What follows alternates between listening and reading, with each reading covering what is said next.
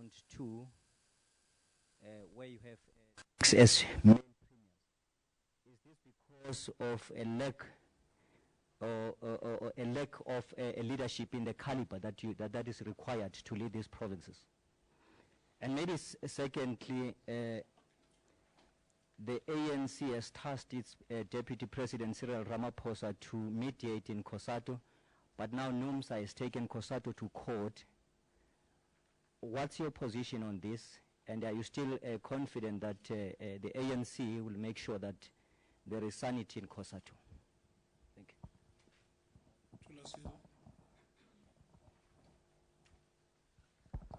Tulasizo from ENCA. 2 questions. The first one being, was Ntombi Mekwe, the MEC of Housing, Human Settlements in Gauteng, considered at any stage for the position of Premier?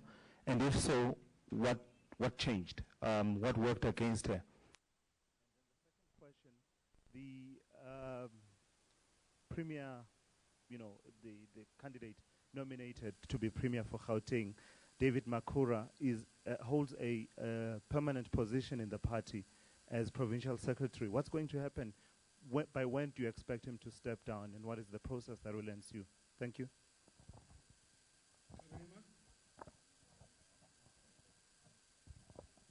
Karima Brown, Independent Newspapers. I just wanted to ask the rule on the women as speakers.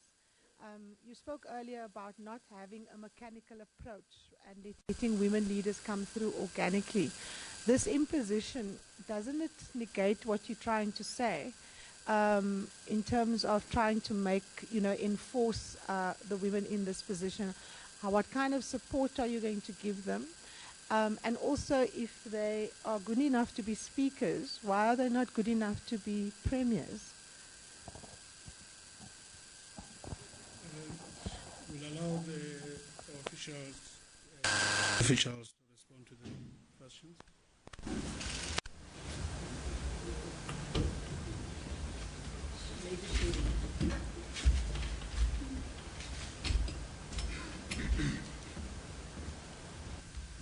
Thank you very much. Morning.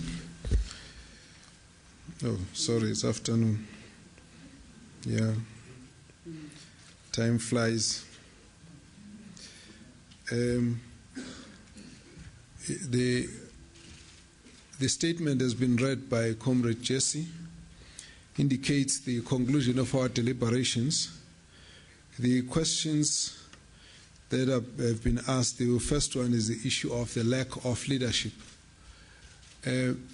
We do not have lack of leadership as such.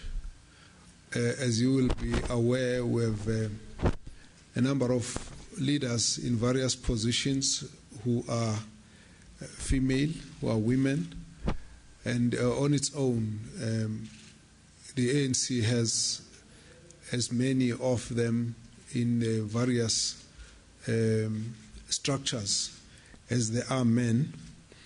In the case of this discussion that we had yesterday, you will realize that the guiding policy is a resolution that came from the conference in 2007 that basically prescribes how the premiers would be nominated, and that is the province goes through an internal provincial consultative process and then submit 3 names for consideration by the National Executive Committee.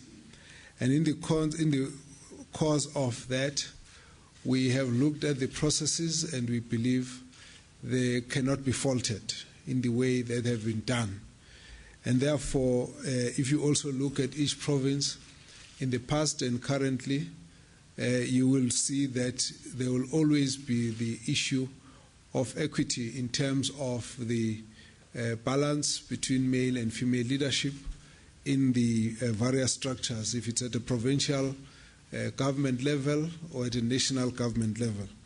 So also you will be looking at the appointments of the cabinet. You will also see that there will be an attempt to be able to keep that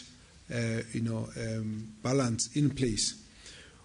There is a bit of a difference between provincial gender balance in provincial structures and gender balance in national structures, as well as a transversal issue, which is what in this case is the concern that the National Executive Committee has looked at. In other words, if you looked at the province, you may not see the problem. If you look at the national cabinet, you will not see the problem.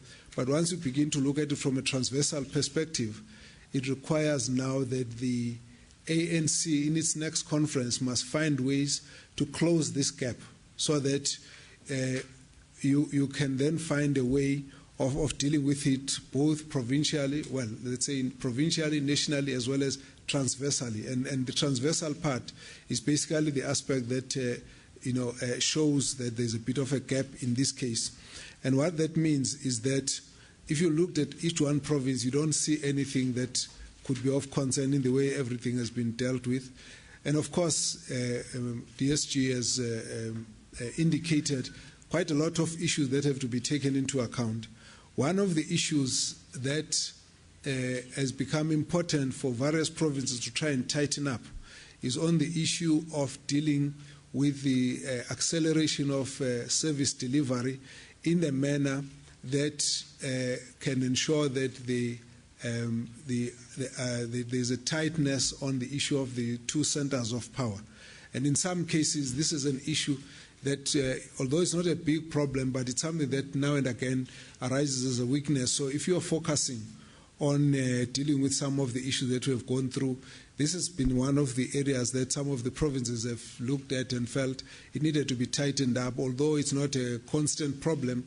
But if you've got a number of important milestones that are coming through, it had to be looked at. So each province on its own doesn't have a problem.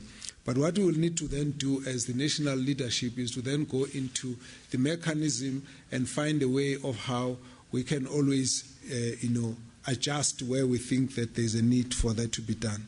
And so there isn't an issue about the capacity of the comrades who are women in leadership, and that was not even the issue here. It was an issue of saying what are the factors that we have taken into account as we are preparing for responding to various communities that have not been very happy in terms of service delivery, and how to align that. And so that's been the issue.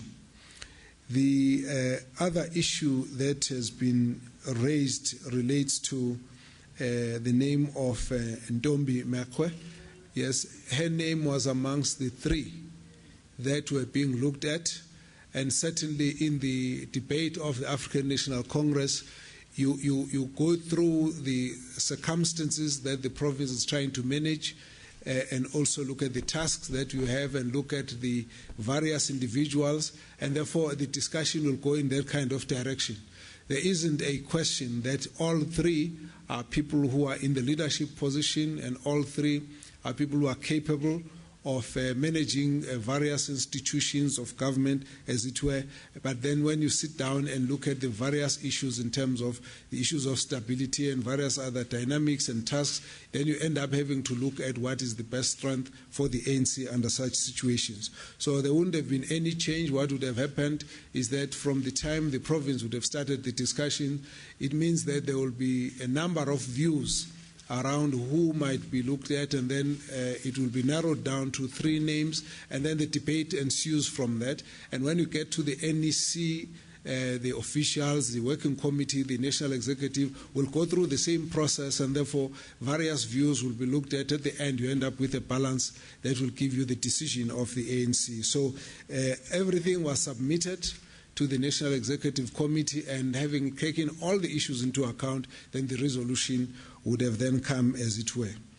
The question of Comrade David Makura, it is indeed true that he holds a full-time position as the Secretary of the ANC. Now, what we normally do under circumstances like this, we always would engage the province to say, what is the reason why you've brought in someone who should in fact have been left on a full-time position? The province needs to be convincing to indicate that there is a case, a unique kind of case that they are working on. And in this case, the starting point has been that David Makura has been in that position for almost 12 years, and at some point he needs to get out. And in so saying, it's a normal thing. This is a normal democracy. You get onto the position, and then you get out of that position. And that the view is that he will not be available in the next conference to stand as the Secretary of the ANC in Gauteng, on which basis, therefore, if the province wish to utilize him in any different way, they will then take him through that particular nomination, and at the end, he must take the province to a conference and then step aside. It is not unique, it's not new. You might be aware that it has happened to various people. Just to quote an example which is fresh in my mind, when we were campaigning for elections in KwaZulu-Natal, I was the chairperson, and Senzo Mkhunu, he was the secretary of the province. We ran the campaign right up till the end, and as soon as the campaign had been concluded, then there was a whole review of the individuals whose leadership would be needed in the provincial executive. He was actually asked to resign, step down, and then his deputy acted until a new secretary was put in place. So now and again this would happen, and it becomes an issue that we would, if for example the member in question would be a leadership in COSATU, maybe even if it's a full-time position, what the ANC would do is to have negotiations and ask them to be released. So there's nothing really untoward in that matter. The question, therefore, of whether we negated what the policy is, actually it is not so. My issue is more the transversal management of transversal balance that we needed to deal with, and this is what we've had to do. The issue that you are raising, by the way, the issue of supportive mechanism, one of the things which we are already looking at is the fact that, again, if you look at provincial leadership that's elected into the ANC, there's a normal good balance there. You know, there will be 50% of male and 50% of female, as it were. But what we think needs to be looked at now is a little bit more attention must be played by the national leadership just to be able to deal with that aspect, because if you look at the structures now, again, there's provincial balance or a gender balance on each one of the structures, but transversally you find all the chairpersons are male and all the secretaries are males, and that you got almost a similar pattern at lower levels, and so we need to be able to begin to deal with that issue, but it's an ongoing process of reorganizing in the ANC that we're dealing with. The issue of COSATU, indeed, the Deputy President is leading a task team that deals with the challenges in COSATU. As we stand today, we have had consultations with COSATU national leadership. That includes President and the Secretary, General Secretary and the national office bearers. We've also had consultations with about 12 affiliates, where we're meeting up from President to largely the top national office bearers of those particular unions. And we can say that from where we stand, that the processes of trying to mediate, that there should be stability within COSATU are progressing fairly well, and we are very hopeful about the successful conclusion of that process. And as far as we are concerned, we believe that some of the issues that brought about court cases relate more to the fact that there's quite a degree of mistrust that we have to bridge between various aspects of the unions. Of course, I can probably go as far as that because I wasn't really supposed to be reporting on the issues of the task team. Just to say to you, that process is going on well. As far as we are concerned, we are very hopeful for a successful conclusion thereof. Thank you. Okay. Can we have another round of questions? We'll give new hands preference. Kaya Kumalo Karin. Vuyo Mvoko, Hajra, and the gentleman next to Karima, and then Karima. In that order, please. We start with Kaya Kumalo. Good afternoon, it's Kaya Kumalo here from Kaya FM News. So just in terms of the expectations for these newly appointed premiers, what are some of the expectations that you have? And in terms